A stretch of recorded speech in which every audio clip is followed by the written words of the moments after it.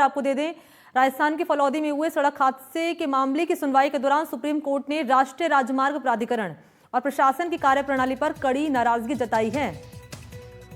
अदालत ने कहा है कि NHAI द्वारा दाखिल हलफनामा ऐसा प्रतीत होता है जैसे वो हादसों की जिम्मेदारी ठेकेदार या स्थानीय प्रशासन पर डालकर खुद को बचाने की कोशिश कर रहा है। कोर्ट ने सवाल उठाया कि आखिर इन हादसों के लिए वास्तविक रूप से जिम्मेदार कौन है और पीड़ितों के लिए सही कानूनी उपाय क्या है।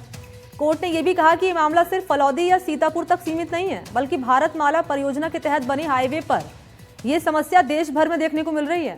सुनवाई के दौरान सॉलिसिटर जनरल ने दलील दी कि देश में स्पीड लिमिट से जुड़े कानून और नियम मौजूद हैं। इस पर पीठ ने टिप्पणी करते हुए कहा कि वो खुद भारतमाला हाईवे पर नियमित यात्रा करते हैं और ये समस्या लगभग हर जगह उन्हें नजर आती है। तो ये नाराजगी जताई गई है सुप्रीम कोर्ट की ओर से बढ़ते हादसों को लेकर। सुनवाई हुई दरअसल तो सुप्रीम कोर्ट ने यहां नाराजगी जताई है और कहा कि NHAI द्वारा दाखिल जो हलफनामा है वह ऐसा लग रहा है मानो हादसों की जिम्मेदारी ठेकेदार पर डाल दी या फिर स्थानीय प्रशासन पर डाल दी खुद को बचाने की कोशिश करने को लेकर। कोर्ट ये भी सवाल खड़े कर रहा है कि आखिर इन हादसों के लिए वास्तविक रूप से जिम्मेदार कौन है और पीड़ितों के लिए सही कानूनी उपाय क्या है। कोर्ट ने यह भी कहा कि मामला सिर्फ फलौदी या सीतापुर तक सीमित नहीं है, बल्कि भारतमाला परियोजना के तहत बने हाईवे पर यह समस्या देश भर में देखने को मिल रही है। तो कोर्ट ने यह भी पूछा है कि आखिर फिर जिम्मेदार कौन है।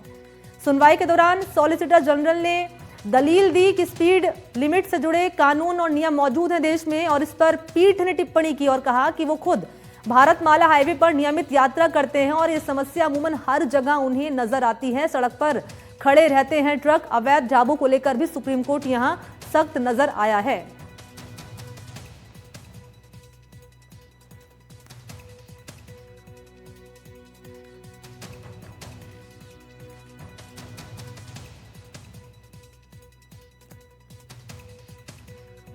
तो सुरक्षा को लेकर यहां सुप्रीम कोर्ट सख्त नजर आया है।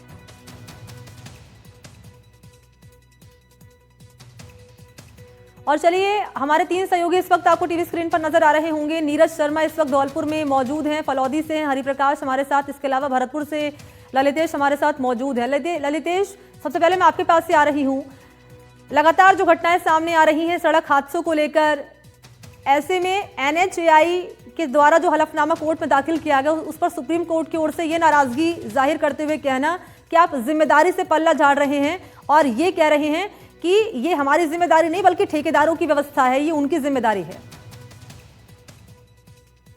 बिल्कुल मनी, देखिए तमाम ऐसे हादसे आते हैं, फलौदी की बात की जाए और देश में तमाम ऐसे हादसे आए हैं। जो नेशनल हाईवे है यानी नेशनल प्राधिकरण है वो कहीं के उनकी जिम्मेदारी है, हालांकि वो पल्ला झाड़ रहे हैं वो अलग बात है। क्योंकि हाईवे किनारे यानी सुप्रीम कोर्ट ने नाराजगी जताई है, हाईवे किनारे जितने भी अवैध ढाबे हैं, दुकानें हैं, कहीं न कहीं उनकी वजह से ये हादसे होते हैं। देखिए, मैं भरतपुर और जयपुर नेशनल हाईवे पर मौजूद हूँ। सहयोगी से कहूंगा वो तस्वीर दिखा, देखिए तमाम, यानी अगर भरतपुर से जयपुर तक अगर आप सफर करेंगे तो करीब हजारों ढाबे ऐसे आपको मिलेंगे जो कहीं न कहीं अवैध रूप से बने हुए हैं। अगर जो वाहन है, यानी सबसे बड़ी बात यही बताई गई है कि इन्हीं की वजह से जो सड़क हादसे हैं वो हो रहे हैं। हालांकि नेशनल हाईवे की बात की जाए या उनकी टीम की बात की जाए, कोई कार्रवाई नहीं की जाती है। अवैध जो अतिक्रमण है उसको नहीं हटाया जाता है, खाली खाना पूर्ति की जाती है। अब देखना होगा कि नेशनल जो हाईवे प्राधिकरण या टीम है वो कितना अपने काम को जिम्मेदारी पूर्वक करती है। ललितेश, अगर आप दर्शकों को कैमरा पैन करके दिखा पाए, और आप जिस बात का जिक्र कर रहे हैं कि जहां पर आप मौजूद है वहां पर भी अवैध तरीके से ढाबे चल रहे हैं, एक बार दर्शकों को दिखाए जरा ये तस्वीरें जिस बात का जिक्र आप कर रहे हैं, और इस बात को लेकर सुप्रीम कोर्ट भी कह चुका है। बिल्कुल मनी, देखिए खासतौर पर बात की जाए, देखिए मेरे सहयोगी तस्वीर भी दिखा रहे हैं।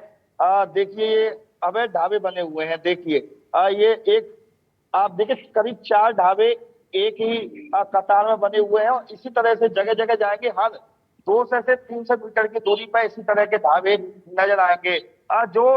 इनकी जो प्रमुख जगह होती है उसके आगे ये अतिक्रमण कर लेते हैं, चेयर लगा देते हैं और इसी की वजह से जो हादसे हैं वो देखने को मिल रहे हैं। देखिए इनकी जो प्रमुख जगह है वो वहां तक है, करीब 100 मीटर आगे तक इन्होंने अवैध अतिक्रमण कर रखा है और वहां अपने चेयर लगा रखी है, टेबल लगा रखी है, वाहन भी खड़े रहते हैं और इसी की वजह से जो लोग हैं उन्हें परेशानी होती है और जो हादसे देके जा रहे हैं वो भी यही कारण बताए गए हैं। जी मनी। बातचीत भी करिएगा ललितेश इनसे, जो संचालक हैं इनसे। मैं लौटूंगी आपके पास कि किसकी इजाजत से ढाबे यहाँ पर चल रहे हैं और ये ट्रक खड़े करने की परमिशन यहाँ पर किसने दी है। यहाँ पर मैं लौटूंगी आपके पास। एक बार धौलपुर चलते हैं, हमारे साथ यहाँ पर मौजूद है नीरज। नीरज, जरा आप बताएं कहाँ पर मौजूद हैं और क्या यहाँ के हाल थोड़े जुदा नजर आ रहे हैं या फिर वही तस्वीर नजर आ रही है जो भरतपुर से ललितेश दिखा रहे हैं कि सड़क पर ट्रक खड़े हुए हैं, अवैध तरीके से ढाबे चल रहे हैं? देखिए, ऐसे हालात तो नहीं है, लेकिन इस समय मैं मौजूद हूँ NH 123 पर।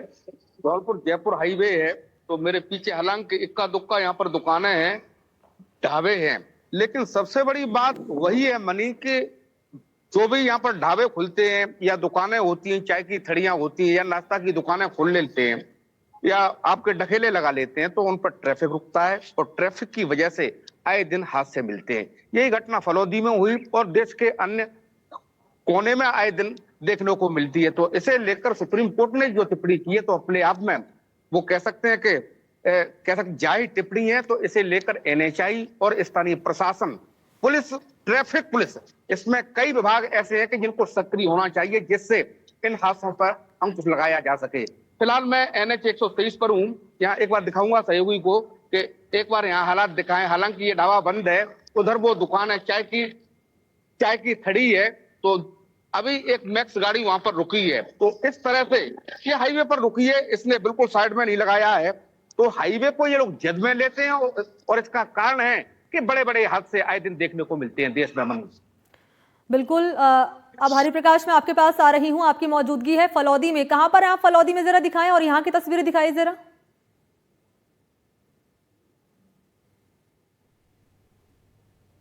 अभी वापस हरि प्रकाश, हरि प्रकाश, आपको आवाज आ रही है? ठीक है, संपर्क करेंगे, आपसे लौटेंगे। भरतपुर चलते एक बार फिर से ललितेश, मैं आपके पास आ रही हूँ। आपसे यही जानना चाहूंगी ललितेश, इनसे बातचीत अगर आप कर पाए इन संचालकों से। बिल्कुल मनी, देखिए अभी हम लोग जब कवरेज कर रहे थे तो कुछ ढाबे संचालक आए थे। जब उनसे मैंने खुद ने सवाल किया तो वो लोग बिना जवाब दिए निकल गए। मैंने कहा कि अभी आप बातचीत करिएगा, तो वो कह रहे कि हमारा जो ढाबे संचालक है यानी मालिक है वो नहीं है, हम लोग तो कर्मचारी हैं और हम लोग इस चीज को नहीं बता सकते हैं। तो आप ये अंदाजा लगा सकते हैं कि वो कैमरे के सामने नहीं आ रहे हैं। ठीक है ललितेश, मैं आपको यहाँ पर रोक रही हूँ। बहुत शुक्रिया आपका। नीरज, आपका भी बहुत बहुत धन्यवाद तमाम जानकारी देने के लिए। और आगे बढ़ लेते हैं। चित्तौड़गढ़ से बड़ी खबर है। उदयपुर 6 लेन पर हादसा हुआ है। उदयपुर से आ रही गाड़ी डिवाइडर से टकराई है। यहाँ हादसे में 2 लोगों की मौके पर मौत हो गई और एक युवक हुआ है गंभीर रूप से घायल को अस्पताल लाया गया है। और ये हादसा हुआ है भातसोड़ा पुलिस थाना इलाके में, नरधारी के पास 6 लेन पर यह हादसा सामने आया है। चित्तौड़गढ़ से बड़ी खबर है। ये उदयपुर 6 लेन पर हादसा हुआ है। उदयपुर से आ रही गाड़ी डिवाइडर से टकरा गई और इस हादसे में 2 लोगों ने दम तोड़ दिया मौके पर। एक युवक है जिसकी हालत गंभीर है, उसे अस्पताल लाया गया है। ये हादसे की तस्वीर है भातसोड़ा पुलिस थाना इलाके की।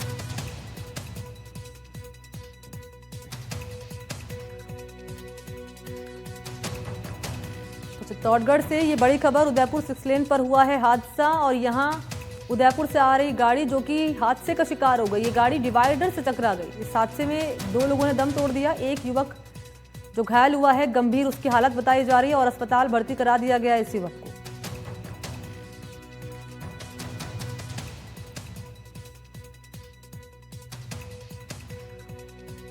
और हादसे के बाद की तस्वीरें भी आपके सामने रख रहे हैं जो लोग। सलमान के पास चलते हैं, इस वक्त हमारे साथ जुड़ चुके हैं। सलमान, कैसे हुआ ये हादसा और घायल की क्या कंडीशन है? देखिए, बता दूं, ये चित्तौड़गढ़ जिले के भातसोड़ा थाना क्षेत्र का मामला है, जहां पर 6 लेन के स्थित जो नरदारी गांव है उसके पास ये हादसा हुआ। और एक उदयपुर से आ रही थी कार, वो डिवाइडर से जा टकराई, जिससे मौके पर ही 2 लोगों की मौत हो गई और एक गंभीर युवक घायल हो गया, जिसे जिला अस्पताल में भर्ती करवाया गया है। फिलहाल जो है युवक है उसकी स्थिति गंभीर बनी हुई है और मौके पुलिस पहुंची और दोनों जो शव हैं वो भी जिला अस्पताल की मोर्चरी में रखवाए हैं। ठीक है सलमान, शुक्रिया आपका तमाम डिटेल्स के लिए। तो नरधारी के पास 6 लेन पर यह हादसा हुआ है। उदयपुर 6 लेन पर यह हादसे के बाद की तस्वीरें आपको दिखा रहे हैं, जहां पर इस हादसे में 2 लोगों ने मौके पर ही दम तोड़ दिया और एक युवक जो कि गंभीर रूप से घायल हुआ है। बांसवाड़ा से खबर है, फूड पॉइजनिंग से 8 लोग हुए बीमार। बैंगन की सब्जी और मक्का की रोटी खाने से लोग बीमार हुए हैं। एक ही परिवार के 7 सदस्य हैं और एक गेस्ट है जो कि बीमार हुआ है। सभी को जिला अस्पताल लाया गया है। घायल को प्राथमिक इलाज के बाद एमजी जिला अस्पताल रेफर कर दिया गया है। पुलिस ने खाद्य पदार्थ का सैंपल ले लिया है। दानपुर थाना इलाके के भाटड़ा पाड़ा गांव की ये पूरी घटना बताई जा रही है। बड़ी खबर बांसवाड़ा से, फूड पॉइजनिंग से 8 लोग हुए हैं बीमार। बैंगन की सब्जी और मक्का की रोटी खाने से लोग बीमार हुए हैं। एक ही परिवार के हैं, 7 सदस्य हैं और एक गेस्ट है जो कि बीमार हुआ है। सभी को जिला अस्पताल लाया गया है। घायल को दरअसल आपको जानकारी दें कि जो लोग बीमार हुए हैं उन्हें अस्पताल में भर्ती करा दिया गया है और पुलिस ने खाद्य पदार्थ का सैंपल ले लिया है।